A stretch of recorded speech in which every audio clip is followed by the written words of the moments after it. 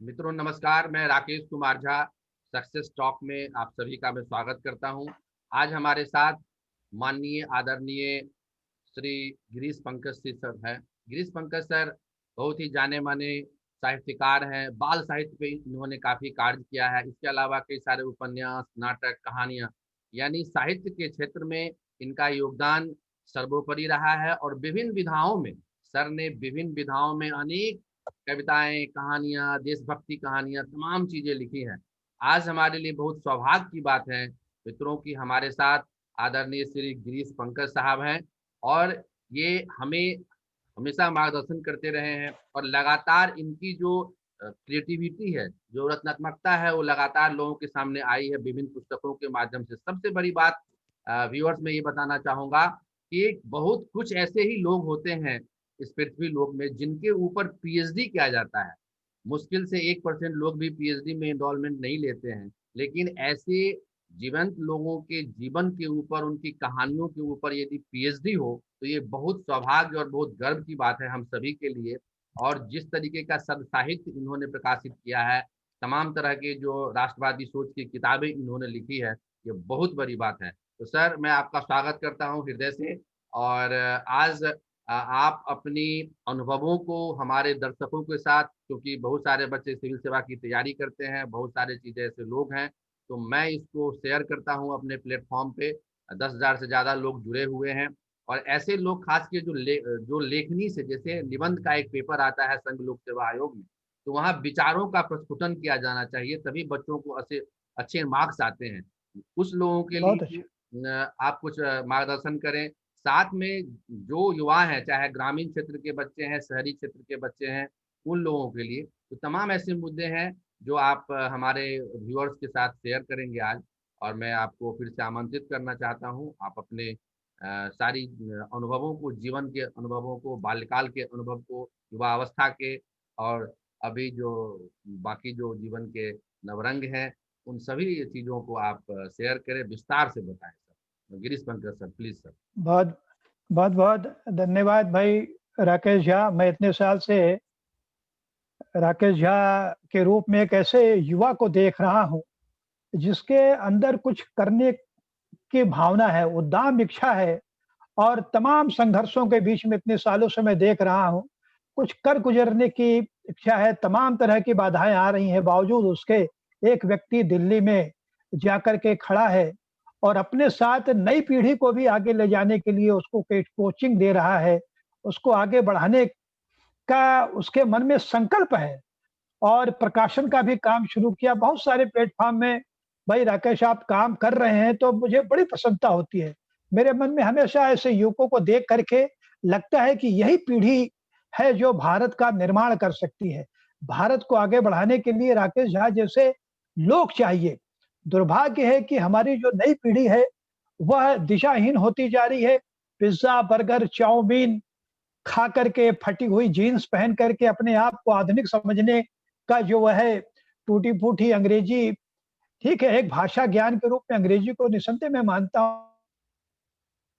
हूँ। जब एक भाषा आक्रमणकारी के रूप में हमारे समाज में जब स्थापित होने लगती है, जब पश्चिम की संस्कृति, भारतीय सनातन संस्कृति को पतन के रूप में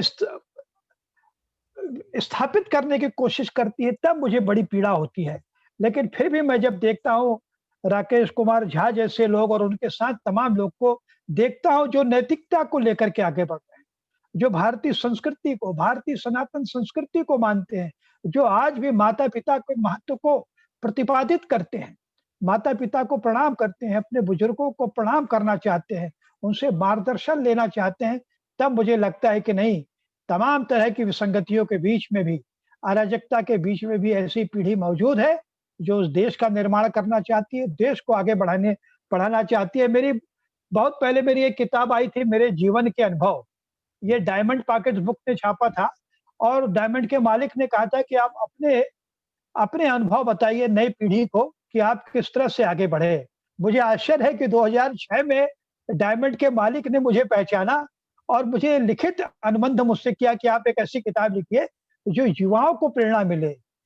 क्योंकि हम लोग भी गाँव से, सभी लोग गाँव से आते हैं और शहर, और हम हमारे ऊपर भी राकेश, तुम्हारे ऊपर भी किसी की खुदा की इनायत नहीं रही। अपने बलबूते पर पे आगे बढ़े हो। और मैं भी एक छोटे से गांव से आकर के रायपुर आया, और आज देश भर में अगर हमारे साहित्य को लोग जानने वाले हैं, शोध करने वाले हैं, तो इसका मतलब है कहीं न कहीं हमने जीवन में कुछ बेहतर करने की कोशिश की है। तो ये जो किताब मेरी आई थी, तो उसकी भूमिका में मैंने जो अपनी कविता लिखी थी, वो हमारे युवा पाठकों को, युवाओं को समर्पित करना चाहता हूँ, वो मैं सुना रहा हूँ। हाँ, मैंने अंत में लिखा था कि उड़ने को तैयार रहो, आकाश बुलाता है। हर युवा के लिए है, उड़ने को तैयार रहो, आकाश बुलाता है, और पतझड़ से मत घबराना, मधुमास बुलाता है। वाह, मुड़कर पीछे मत देखो, मंजिल तो आगे है।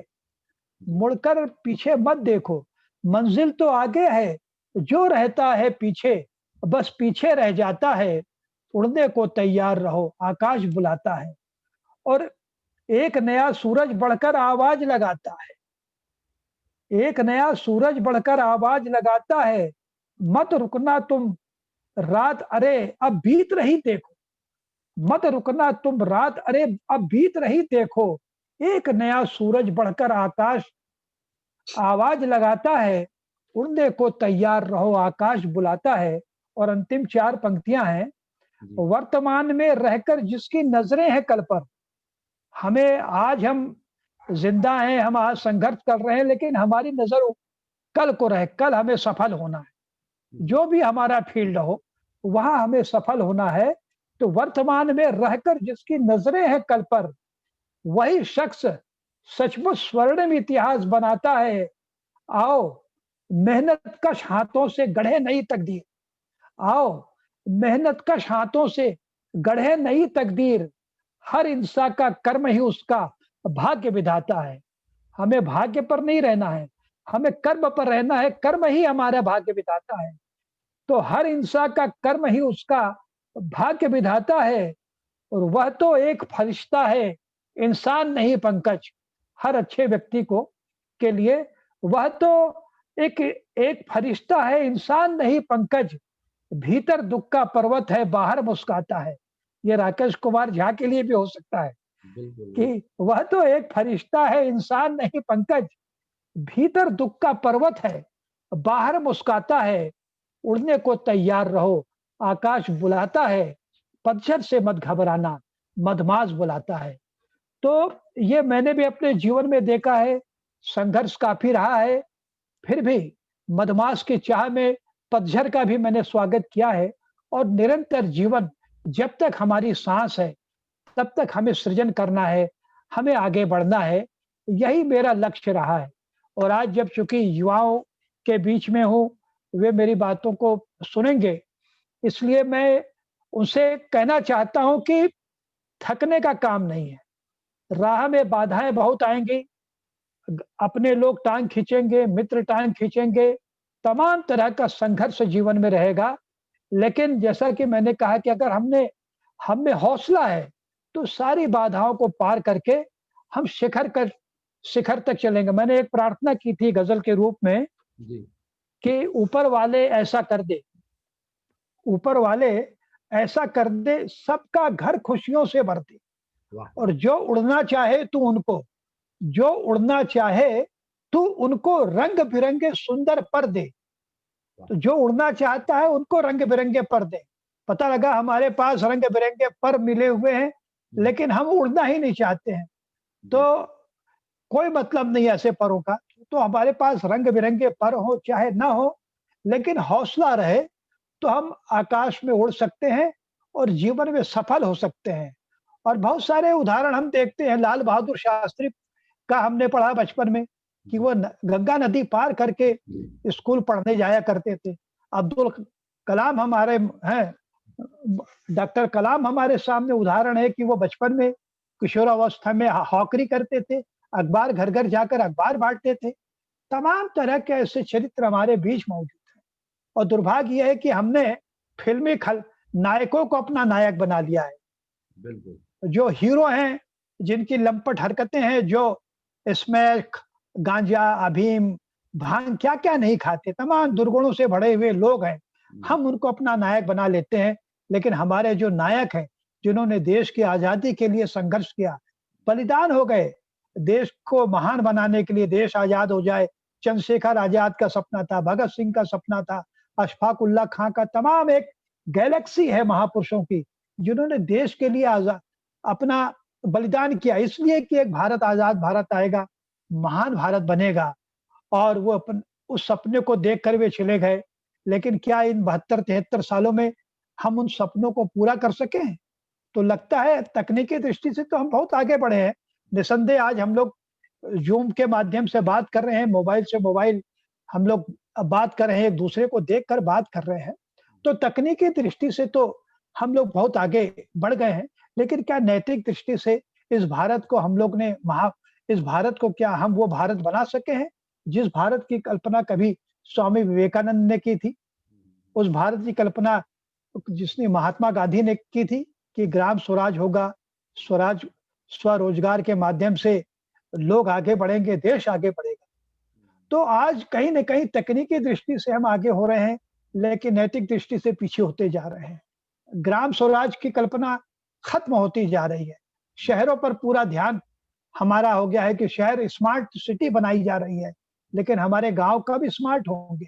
तो हमारे युवाओं को इस दिशा में भी सोचना चाहिए कि ठीक है, वो कलेक्टर बने, एसपी बने और भी बड़े पदों पर जाएँ, लेकिन हम अपनी जड़ों को ना भूलें। हम जिस गाँव से आते हैं, हम लौटकर उस गाँव को की ओर देखें, उस गाँव का कितना भला हम कर सकते हैं। हम लंदन में रहें, अमेरिका में रहें, कहीं भी रहें, दुनिया के किसी कोने में भी रहें, मैं युवकों से कहता हूँ कि वे गाँव की ओर लौटें, बार-बार गाँव की ओर लौटें। गाँव की ओर लौटने का मतलब ये नहीं कि वहाँ सब छोड़ करके वहाँ हल-बैल चलाने लगें, लेकिन गाँव के प्रति हमारा दायित्व है। जिस मिट्टी से हम निकले हैं, उस मिट्टी की ओर लौट करके उसका हम कितना भला कर सकते हैं, उसकी ओर सोचना चाहिए। मैंने एक लिखा था, क्योंकि शहरों में हम रहते हैं, चाहे वो दिल्ली में रहें, पटना में रहें, गाज़ियाबाद में रहें, कहीं भी रहें, शहर धीरे-धीरे प्रदूषित होते जा रहे हैं। उसकी हवा बहुत प्रदूषित होती है। आज भी गाँव फिर भी बहुत कुछ बचे हुए हैं। तो मैंने एक शेर कहा था कभी कि मर ही जाता मैं शहर में बच गया, मर ही जाता मैं शहर में बच गया, गाँव की शीतल हवाएँ साथ हैं, आपकी शुभकामनाएँ साथ हैं। तो हमें गाँव को भी बचा के रखना है। मैं सबसे कहता हूँ कि आगे बढ़ना है। निसंदेह गाँव में एक सीमा है, रेखा है, उससे आगे हम नहीं जा सकते। ठीक है, हम शहरों में आए, काम-काज के लिए महानगर की ओर रुख करें, करना ही पड़ता है। मज़दूर करते हैं। हमने लॉकडाउन के समय में देखा कितने मज़दूर थे जो शहरों में, बड़े-बड़े शहरों में काम कर रहे थे, फिर अपने गाँव की ओर लौटे। क्योंकि अंततः लगता है कि गाँव ही हमारी वो माँ है, जो हमारे वो बच्चों को अपने गोद में शरण दे सकती है। तो गाँव सबसे बड़ी माँ है। हज़ारों लोग, लाखों लोग गाँव की ओर लौटे, तो उस गाँव को हमें बेहतर बनाना है। पूरी मेरे पास तो ख़ैर एक बड़ी पूरी रूपरेखा है कि किस तरह से गाँव को हम खुशहाल कर सकते हैं, समृद्ध कर सकते हैं। दरअसल इन 72 सालों में हम गाँव को समृद्ध कर सकते थे, लेकिन हमारे जो नीति निर्धारक हैं, वे भ्रष्ट निकले। जो सरपंच हम चुनते हैं, उन्होंने ईमानदारी से काम नहीं किया, सारे पैसों का गड़बड़ घोटाला करते रहे, इसलिए गाँव बदहाल के बदहाल रहे। लेकिन मैं नई पीढ़ी से उम्मीद करता हूँ कि वे जो अफ़सर बन कर के आएँगे, तो कहीं न कहीं उनको गाँव में ही कहीं आस-पास पदस्थ किया जाएगा। तो उनका वो दायित्व है। अगर वो कलेक्टर हैं, तो पूरा जिला उनके अधीन है। तो एक-एक गाँव में जाकर के वो देखें कि पैसे का कैसा रचनात्मक इस्तेमाल हो रहा है कि नहीं हो रहा है। तो ये सब तैयारी अभी से करना है। राकेश झा, आप जैसे लोगों से मुझे उम्मीद करता हूँ कि आप युवकों को बताएँ कि हमारा देश के प्रति कर्तव्य क्या है। देश कोई ऐसी कोई वस्तु सामने नहीं दिखाई देती, लेकिन वो देश गाँव से मिलकर के देश बनता है, शहरों से मिलकर देश बनता है, लोगों से मिलकर देश बनता है। तो देश का भला करना है, इसका मतलब प्रकारांतर से हमें गाँव का भला करना है। हम जहाँ से निकले हैं, बहुत सारे देश के युवा किसी न किसी छोटे गाँव से निकल के आते हैं। बड़े-बड़े अफ़सर भी बनते हैं, तो उनकी पृष्ठभूमि देखेंगे, तो कोई बहुत छोटे से गाँव से वो निकल के आते हैं, फिर दिल्ली आते हैं, कोटा जाते हैं, जहाँ पढ़ाई करते हैं, कोचिंग करते हैं और फिर अपने लक्ष्य पे सफल होते हैं।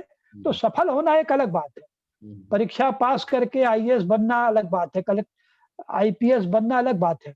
लेकिन हमारे भीतर एक अच्छा बेहतर मनुष्य बना रहे, वो एक बहुत जरूरी है। होता यह है कि हम बहुत बड़े अफसर बन जाते हैं, लेकिन मानवता से नीचे गिर जाते हैं। एक मेरा जो उपन्यास आ रहा है, हनी ट्रैप आ रहा है, उसमें मैंने ऐसे ही लोगों के बारे में कहानी कहने की कोशिश की है, जो सफल होकर के मीडिया के सामने आते हैं तो बातें बड़ी-बड़ी करते हैं कि हम कायाकल्प कर देंगे गाँव का, समाज के लिए हम कुछ करके दिखाना चाहते हैं। लेकिन जब वो मुख्य धारा में आते हैं तो भ्रष्टाचार की धारा में बह जाते हैं, वो सेक्स के स्कैंडल में फँस जाते हैं, तमाम तरह के घोटालों में फँस जाते हैं। तो ऐसी परीक्षा, ऐसी सफलता किस काम की, जो अंत में उनको निलंबित कर दे, बहुत सारे बड़े-बड़े अफसर बर्खास्त हुए। तो मैं आज इस माध्यम से चाहता हूँ कि मेरे युवा लोग आएँ, वो सफल तो हों, लेकिन उनके अंदर नैतिकता का बल भी बना रहे। वे समझें कि हम किस राष्ट्र के नागरिक हैं। भारत सदियों से विश्व गुरु रहा है। भारत ने दुनिया का मार्गदर्शन किया है, लेकिन ठीक है 700-800 साल में हम गुलाम बने, पराजित हो गए, पराभूत हो गए, तो हमारी अपनी एक दृष्टि खत्म होती गई। गुलाम वर्षों तक गुलाम रह करके हम वो चेतना हम में लुप्त हो गई, जिस चेतना ने हमें विश्व गुरु बनाया था। लेकिन अभी भी बहुत देर नहीं हुई है, हम फिर से खड़े हो सकते हैं और वो खड़े होने का समय आ गया है। हमें मेहनत करनी है, हमें अच्छी पढ़ाई करनी है, सत्साहित्य पढ़ना है और कोशिश करनी है कि इस राष्ट्र को बूँद-बूँद से घड़ा भरता है। एक-एक व्यक्ति भी नैतिकता के साथ खड़ा हो जाए, तो यह देश खड़ा हो जाएगा। युग निर्माण योजना वालों का आचार्य श्री राम शर्मा का कोटेशन मुझे बहुत अच्छा लगता है। हम बदलेंगे तो युग बदलेगा। हम ये नहीं कह सकते कि पूरे लोग बदलेंगे तो हम बदलेंगे। हम बदलना शुरू करें तो युग बदलना शुरू होगा। एक शायर ने कहा था, मैं अकेला ही चला था जानिबे मंजिल, मगर लोग साथ आते गए और कारवां बनता गया। तो एक-एक व्यक्ति से कारवां बनता है। तो आज के अवसर पे मैं अपने युवाओं को यही कहना चाहता हूँ कि वह ईमानदारी के साथ मेहनत करें, खूब मन लगाकर पढ़ाई करें। माता-पिता का सपना है कि बेटा आगे बढ़े, अफ़सर बन जाए, हमारा नाम रोशन करे, देश का नाम रोशन करे। तो ये सपने तभी पूरे होंगे कि हम मन लगाकर पढ़ाई करेंगे और जब सफल हो जाएँगे, तो ईमानदारी के साथ जो हमें काम मिला है, उस काम को करेंगे। तो यही मैं शुभकामना देना चाहता हूँ राकेश भाई, और कुछ दिमाग में कुछ आपके सवाल हो तो आप पूछो, तो मैं उसको फिर जवाब देता हूँ। जी, जी, जी। हाँ। बिल्कुल एक प्रश्न यह है सर कि जैसे आज के जो युवा हैं, ख़ास के जो बाल्यकाल में जब बच्चे इस धरती लोक पे अपना पदार्पण करते हैं, तो उनके सामने एक तरह का गैजेट्स है, जिसको टीवी, मोबाइल तमाम तरह की चीज़ें हैं, लैपटॉप, कंप्यूटर। तो ऐसे में क्या है कि क्रिएटिविटी जो है, जिस तरीके की आपने की जो क्रिएटिविटी है, बाकी वैसे लोग हैं, तो इस तरह की एक नई पीढ़ी कहीं न कहीं गैप होती जा रही है और नई पीढ़ी एक आपने जैसा कहा है कि एक मैकेनिक्स है, कि चलो बच्चे हुए इनसे पेरेंट्स को भी समाज को भी रहता है कि चलो ये अफ़सर हो जाए, हाकिम बन जाए और फिर ये तमाम तरह की चीज़ें ये करे और ये आर्थिक रूप से तो संबल हो गए, इनको करियर मिल गया। लेकिन उसके पीछे जब संवेदनाओं का जैसे किसी भी व्यक्ति के घर में या उसके रिश्तेदारी में कोई हादसा होती है, तो लोग आँसू बहाते थे पहले। आज भी हम लोग किसी के बारे में सोचते हैं तो दुखी हो जाता है, अच्छा उस आदमी के साथ ये हादसा हो गया।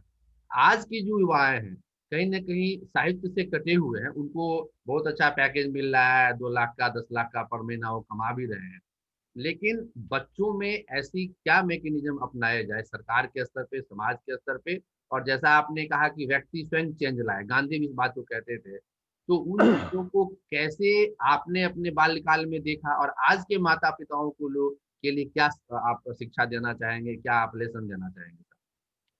मैंने बहुत अच्छा कहा कि जो जिस बात की मैंने ज़िक्र किया, तकनीक की दृष्टि से हम बड़े समृद्ध हुए हैं, लेकिन जो संस्कारों की जो कमी आई है, हैं? उसके कारण सारा नुकसान हो रहा है। मुझे अपने बचपन का याद है, मेरे पिता तो स्वतंत्रता सेनानी थे, बाद में वो खादी का काम करने लगे। लेकिन मुझे अच्छे से याद है कि वो जब भी जाते थे लखनऊ, दिल्ली या बनारस कहीं से जाते थे, तो मेरे लिए वो अच्छी किताबें लेकर आते थे। कुछ न कुछ सत्साहित्य लेके आते थे, भगवती चरण वर्मा की, वृंदावन लाल वर्मा, अमृतलाल नागर, तमाम लोगों की किताबें, प्रेमचंद की किताबें, देवकीनंदन खत्री बनारस जाते थे, वो पुस्तक किताबें लाते थे, तो पढ़ने की जो ललक मेरी उनसे शुरू हुई। और सबसे बड़ी बात है कि वो खादी भंडार चलाते थे, लेकिन उस खादी भंडार में नवभारत टाइम्स आता था, दिनमान जैसी पत्रिका आती थी और साप्ताहिक हिंदुस्तान आता था। कहने का मतलब है कि वो एक खादी का व्यवसाय ज़रूर करते थे, लेकिन पढ़ने की उनकी ललक थी। तो वो सब चीज़ें मुझे भी मिलती थी। तो मैं ये कहना चाहता हूँ कि हमारे माता-पिता को भी जो बच्चों के कि आप बच्चों का आप अब तक काम-धाम कुछ भी करते रहिए। आप व्यवसाय कीजिए, आपको नौकरी कीजिए, लेकिन बच्चों को फीडबैक देने के लिए सत साहित्य उनको उपलब्ध कराइए। मोबाइल बच्चों के हाथ में आ गया है, मोबाइल में भी अब बहुत सारी किताबें भी हैं। हम गूगल में सर्च करके किताबें अच्छी पढ़ सकते हैं, ज्ञान कोश उसमें है, कविता कोश है, गद्य कोश है, बहुत कुछ है। अगर हम चाहें, अगर किताब उस तरह से नहीं पढ़ना चाहे तो मोबाइल में भी बहुत सारी साइट्स ऐसी हैं जहाँ बहुत सारी किताबें उपलब्ध हैं, ई बुक के रूप में उपलब्ध हैं। कुछ को तो पेमेंट भी हल्का सा करना पड़ता है, लेकिन कई ऐसी किताब साइट्स हैं जहाँ पर निःशुल्क हम पढ़ सकते हैं। शब्दकोश है, वर्धा वर्धा विश्वविद्यालय को वहाँ जाएँगे तो वहाँ पर इतना ज्ञान का खजाना भरा पड़ा है। वहाँ शब्दकोश है, तो शब्द ज्ञान बढ़ाना है तो वर्धा के शब्दकोश को हम देख सकते हैं। तो कहने का मतलब ये है कि बचपन में हमें पिता ने संस्कार दिए, उस समय ये इंटरनेट नहीं आया था, प्रिंट माध्यम ही था। अब चूँकि जो नई पीढ़ी के लोग आ गए हैं, उनके सामने इंटरनेट आ गया है। लेकिन ये मैं देखता हूँ कि इंटरनेट का दुरुपयोग काफ़ी हो रहा है। अच्छी चीज़ें सीखने के बजाय जो युवा हैं, वो गलत चीज़ें उसमें देखने लगते हैं और अब तो जो यूट्यूब के माध्यम से भी बहुत सारे बच्चे जो नए बच्चे आ रहे हैं वो सीरियल बना रहे हैं, कुछ वीडियो बना रहे हैं। कभी-कभी चूँकि मेरा बेटा भी यूट्यूबर है, तो मैं देखता हूँ तो बहुत सारी चीज़ें ऐसी मुझे वहाँ दिखाई देती हैं, तो मुझे आश्चर्य होता है कि नई पीढ़ी के लोग आधुनिकता के नाम पर और उसमें न केवल लड़के हैं, न केवल लड़के हैं वरन लड़कियाँ भी हैं, जो माँ-बहन की गालियाँ दे रही हैं, बहुत अश्लील संवाद कर रही हैं, जो जो चीज़ें समाज के लिए वर्जनावादी हैं, उनका भी खुल कर के प्रयोग हो रहा है। तो ये जो भ्रम आ गया है हमारी पीढ़ी में, यही आधुनिकता है। जो हम जितने पतन हैं, हम उतने आधुनिक हैं। मैंने लिखा था पतन को उत्थान माना जा रहा है। ये किस तरह का हिंदुस्तान बनता जा रहा है। तो ये मैंने लिखा कि जो पतन की चीज़ें, जो चीज़ें छुपी रहनी चाहिए, उस पर खुलकर उस पे बातचीत हो रही है और उसका दुष्परिणाम ये हो रहा है कि जो नए लेखक लड़के भी आ रहे हैं, जो लेखन की ओर प्रवृत्त हो रहे हैं, तो उनकी किताबें भी दुर्भाग्य से बेस्ट सेलर के रूप में ऐसी किताबें आ रही हैं, जिसमें सेक्स के बारे में खुल कर के बातें लिखी जा रही हैं। इसको आधुनिकता समझाया जा रहा है। जबकि हमारे यहाँ रहा है कि शुरू से और मैं तो कहता हूँ पूरी दुनिया में कहीं न कहीं वर्जना है। अगर हम इतने खुलेपन की नीति के मानने वाले होते तो दुनिया के हर देश में बाथरूम में दरवाजे दरवाजे नहीं होते। शौचालय में दरवाजे नहीं लगाए जाते। तो लेकिन ये माना जाता है कहीं न कहीं किसी भी चीज़ में कुछ एक कुछ न कुछ पर्दा होना चाहिए। लेकिन हम अब बेपर्दा होते जा रहे हैं। नई पीढ़ी में जो बेपर्दे का चलन चला है वो देख कर के मुझे बड़ा आश्चर्य होता है कि किस तरह से अनैतिकता को हमने आधुनिकता की परिभाषा मान लिया है। तो ये जो विकृति दिख रही है, उसको लेकर के मुझे बड़ी चिंता होती है कि ठीक है, लड़का पढ़ लिख कर के सफल तो हो जाएगा, लेकिन सफलता ही जीवन का लक्ष्य नहीं है। कोई अच्छी नौकरी पा जाना ही सफलता की निशानी नहीं है। उसके अंदर हम कितनी मनुष्यता के साथ अपनी नौकरी को करते हैं। हम व्यवसाय को अपनी कितनी नैतिकता के साथ करते हैं, ये एक महत्वपूर्ण बात है। कोई भी राष्ट्र आगे तभी बढ़ेगा जब उसमें नैतिकता का बल उसमें शामिल होगा। अगर राष्ट्र अनैतिक हो गया, तो फिर तो कोई बात ही नहीं रह गई, फिर एक अराजकता फैल जाती है।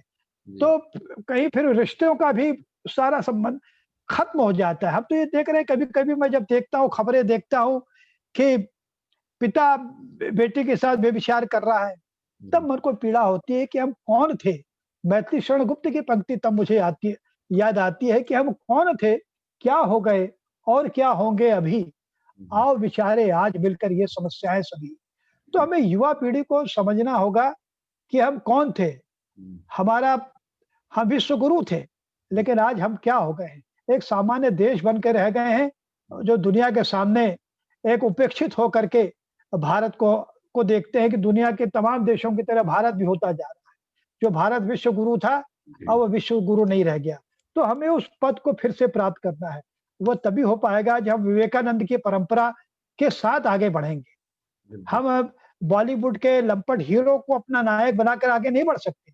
हमारे नायक विवेकानंद होने चाहिए, हमारे नायक महात्मा गांधी होने चाहिए, हमारे नायक जयप्रकाश नारायण होने चाहिए, हमारे नायक डॉक्टर राम मनोहर लोहिया होना चाहिए, जिनके पास देश को बनाने का एक विज़न था।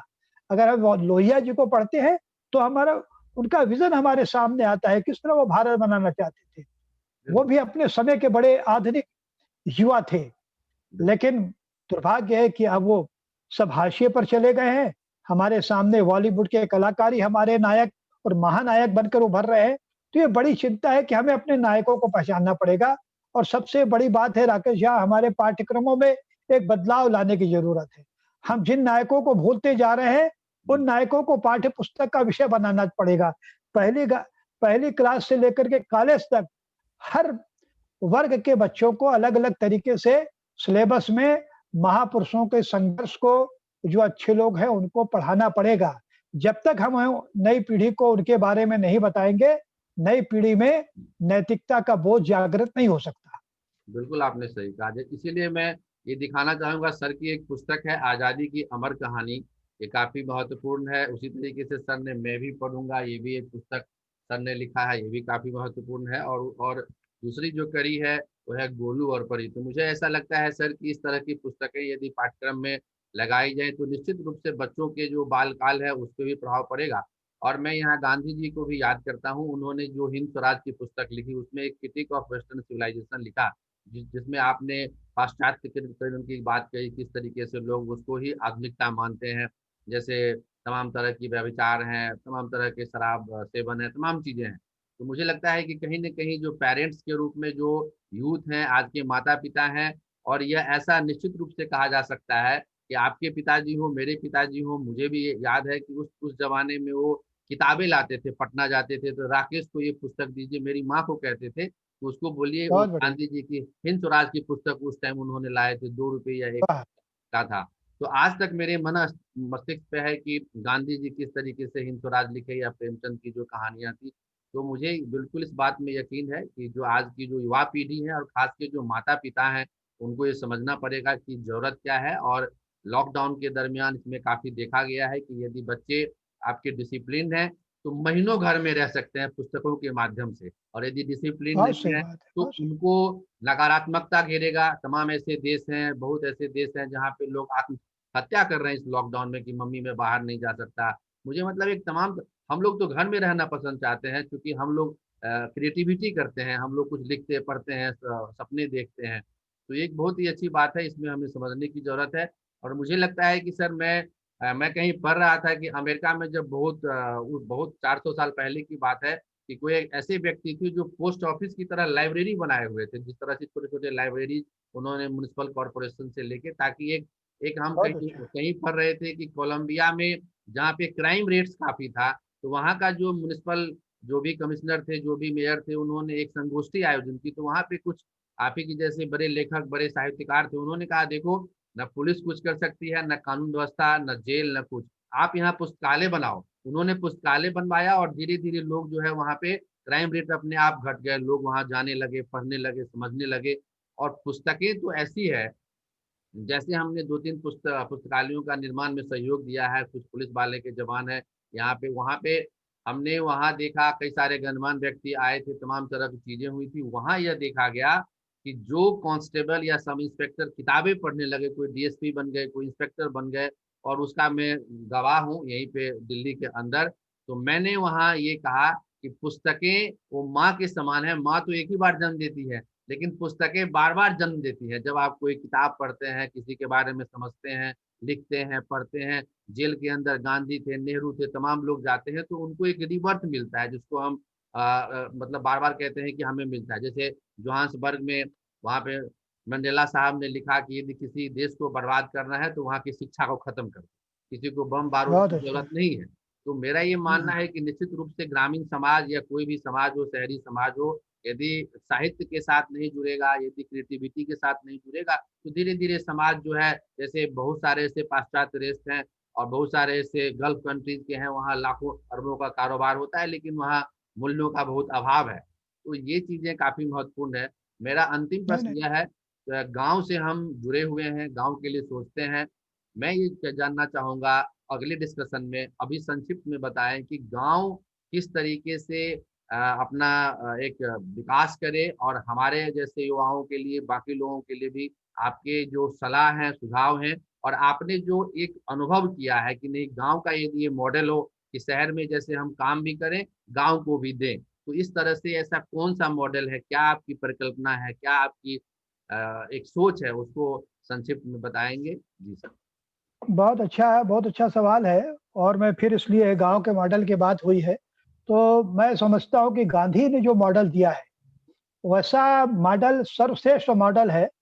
उसको अगर फॉलो करके अगर हमारे गांव आगे बढ़े तो निस्संदेह बहुत हमें फायदा हो सकता है। उन्होंने जो मॉडल दिया था वो बहुत अच्छा मॉडल है, और उसमें बहुत अधिक करना कुछ नहीं है, बस हमारी इच्छा शक्ति होनी चाहिए। और जो बजट गांव में आता है गांव के विकास का, उसको ईमानदारी से पालन करना है। सबसे बड़ी बात यह है कि जो आज बाजारवाद के कारण गांव के जो कारोबारी नष्ट होते जा रहे हैं, उसको हमें पुनर्स्थापित करना पड़ेगा। जो हमारे प्रधानमंत्री ने भी जो बात इस समय कही, लोकल से ग्लोबल की ओर, local for vocal, vocal for local जो है, ये जो नारा है वो बड़ा महत्वपूर्ण है। पहले हम देखते थे गाँव में कुम्हार होते थे, लोहार होते थे, बढ़ई होते थे, कुम्हार होते थे, ये सब काम वहाँ करते थे। तो गांधी जी चाहते थे कि गाँव की जो ज़रूरत है गाँव में ही पूरी हो जाए, गाँव को शहर की ओर न ताकना पड़े। तो एक तो सबसे बड़ी बात है, गाँव को हमें समृद्ध करना पड़ेगा, गाँव का जो उत्पाद है उसको प्रोत्साहित करना पड़ेगा, कुम्हार को प्रोत्साहित करना पड़ेगा, बढ़ई को प्रोत्साहित करना पड़ेगा, और गाँव को समृद्ध बनाने के लिए गाँव की सड़कों को बेहतर करना होगा, गाँव में सिंचाई की व्यवस्था अच्छी करनी होगी, गाँव में तालाब, शहरों के कारण, शहरीकरण के कारण गाँव के आस-पास जो शहर के आस-पास जो गाँव हैं उनको शहर में शामिल करके गाँव के तालाब को पाट करके वहाँ पर मल्टी स्टोरी बिल्डिंग बना दी जाती है। तो ये जो साजिश हो रही है इस पर बचना होगा, गाँव को समृद्ध करना होगा, गाँव का सभा भवन अपना होना चाहिए, गाँव में एक अच्छी लाइब्रेरी होनी चाहिए, गाँव का खुद का एक लाइब्रेरी, समृद्ध लाइब्रेरी होनी चाहिए जहाँ गाँव के बच्चे जाकर पढ़े, वहाँ साक्षरता की क्लासें लगनी चाहिए। इतना बड़ा हॉल होना चाहिए कि लाइब्रेरी हो, वहाँ हमारे गाँव के जो बुजुर्ग लोग हैं, वो पढ़ें, बच्चे आकर के वहाँ पढ़ें। तो गाँव में सभा भवन होना चाहिए, गाँव में मंच होना चाहिए जहाँ पर वो अपना कार्यक्रम प्रस्तुत कर सकें। गाँव के वाद्य यंत्र नष्ट होते जा रहे हैं, तो गाँव में जो वाद्य यंत्र है, पारंपरिक वाद्य यंत्र हैं, उनका संरक्षण होना चाहिए। तो ये जो कुछ बातें हैं जिस पर गांधी जी ने फोकस किया था कि जो गाँव का उत्पादन है गाँव में हो, और गाँव का उत्पादन इतना हो कि वो शहरों में भी जाकर उसकी आपूर्ति करके, और गाँव को शहर की ओर न देखना पड़े, बल्कि शहर के लोग गाँव आएँ, गाँव के कुम्हार की चीज़ें खरीदें, बढ़ई की जो चीज़ें बना रहा है वो गाँव शहर में जाकर के उसकी बिक्री हो। तो गाँव को समृद्ध बनाना है, गाँव को हमें बाज़ार बनाना है। बाज़ार में तब्दील नहीं करना है, जो बाज़ार तथाकथित बाज़ारवाद है वो गाँव में नहीं आए, लेकिन गाँव के बाज़ार को हमें प्रमुखता देनी पड़ेगी, तब वो गाँव समृद्ध होंगे, गाँव में गौपालन हो, ये सबसे महत्वपूर्ण बात है। आज ये भी मैं देख रहा हूँ कि गाँव-गाँव में ट्रैक्टर की संस्कृति बढ़ती जा रही है, उसके कारण ये हो रहा है कि बैल बेकार हो रहा है। तो ठीक है, जो बहुत बड़े रकबे वाले किसान हैं वो उसका ट्रैक्टर का इस्तेमाल करें, लेकिन जो छोटे किसान हैं, वो भी आज हल और बैल के सहारे अपना काम करें, तो मुझे लगता है बैल भी बचेंगे, और गौशालाएँ अधिक से अधिक होनी चाहिए। हर घर में, कम से कम गाँव में ये हो सकता है हर घर में गाय गौ पालन हो, तो हमको शुद्ध दूध मिलेगा, शुद्ध गौ प्रोडक्ट हमें मिलेगा। इस समय दिल्ली जैसे शहरों में भी पता लगा दूध तो गायों से ज़्यादा दूध हो उत्पादित दिखाई देता है। तो नकली दूध आ रहा है, नकली मावा आ रहा है, नकली घी आ रहा है, क्योंकि गाय कम होती जा रही है। तो मैं अंत में ये कहना चाहता हूँ कि हमें गाँव को समृद्ध करना है, तो वहाँ गौशालाओं को हमें समृद्ध करना होगा। कुल मिलाकर के गाँव पर ही आधारित उद्योग हमें लगाने पड़ेंगे। कहने का मतलब ये है कुटीर उद्योग पर हमें ध्यान देना होगा। बड़े मल्टी स्टोरी बिल्डिंगों की ओर हमें गाँव में कुटीर उद्योग किस तरह से पनप सके, इसकी दिशा में राकेश हमें प्रयास करना होगा। अगर हमारे गाँव समृद्ध होंगे, तो मुझे लगता है कि हमारा शहर भी और देश भी समृद्ध होगा। इस बात का ध्यान रखना चाहिए। जी, जी, जी, जी। तो सर आपका बहुत-बहुत धन्यवाद। सर ने बहुत अच्छा समय दिया और निश्चित रूप से जो सर की सोच है वो बिल्कुल ही देसी तरीके का है और किस तरीके से गाँव और शहर और महानगर में एक तुलनात्मक इन्होंने अध्ययन बताया है। साथ ही सर का देखिए पूरे यदि संविधान को हम पढ़ते हैं दर्शकों, तो उसमें देखा जाए पूरी की पूरी फ़ोकस ग्रामीण व्यवस्था को, चूँकि भारत आज भी गाँव में रहता है। आप देखो कोई भी योजना है, तो सारी योजनाएँ किसके लिए बनती है? गाँव के लिए बनती है। कोई भी ऐसी पॉलिसी, प्रोग्राम, स्ट्रैटेजी सारे के सारे गाँव के विकास के लिए बनते हैं। लेकिन कहीं न कहीं कुछ कमियाँ हैं, जैसा सर ने भी बताया है और हम अपने जीवन के अनुभव में भी देखते हैं। तो मुझे लगता है कि जब सच्चे इंसान, अच्छे इंसान बनेंगे, संवेदनाओं के साथ बनेंगे, जिस तरीके से हम अपने शरीर का बड़ा ध्यान रखते हैं कि हमारा साफ-सफाई हो, हमें अच्छे रखें, हम शेविंग करें, अच्छे से रहें, पूजा-पाठ करें। उसी तरीके से यदि अपने परिवार का रखें, तो आज जो विखंडन हो रहा है वो बिखराव बंद होगा। साथ में हम अपने गाँव का रखें तो ऑटोमेटिकली गाँव शहर का जो अंतर है, जैसे विकसित राष्ट्रों में है, रसिया में है, जापान में है, बाकी जगहों पे है, तो गाँव शहर में बहुत ज़्यादा अंतर नहीं दिखाई देता है। यही कारण है कि वहाँ पे समृद्ध लोग हैं, काफ़ी अच्छे लोग हैं। तो मैं गिरीश पंकज सर, मैं आपको बहुत-बहुत दिल की गहराइयों से आभार व्यक्त करता हूँ, क्योंकि सर का 1 मिनट या 1 घंटे सर की क्रिएटिविटी है और कहा जाता है कि मैं तो सर के सामने बहुत एक छोटा-सा व्यक्ति हूँ, अदना-सा। कोई लेखक लेखक जो होता है वो इमॉर्टल होता है, अर्थात वो कभी भी इस जीवन से वो हमेशा बना रहता है। बाकी चीज़ें राज-पाट, सत्ता कुर्सी सभी खत्म हो जाती हैं सर, लेकिन जो लेखक होता है, आज हमारे सामने में सभी लोग मतलब प्रेमचंद विद्वान है, विवेकानंद सभी विद्वान हैं। तो आने वाली पीढ़ी जो है सर को भी सदैव याद रखेंगी, क्योंकि इतना बड़ा इनका वट-वृक्ष है, इतनी तमाम पुस्तकें लिखी गई हैं इनके द्वारा। तो मैं सर से फिर भी अ, आगे भी बातचीत जारी रखूँगा और खास के जो ग्राम स्वराज के विस्तार से चर्चा करूँगा। नहीं, नहीं, बहुत बहुत अच्छा लगा राकेश भाई। मुझे बड़ी खुशी होगी मेरे विचारों को अगर कुछ लोग सुन करके वो आत्मसात कर जी, जी, जी, जी, जी। बहुत अच्छा लगा सर। सर आपका फिर से एक बार दिल से धन्यवाद। Thank you sir. Thank you very much sir. धन्यवाद सर।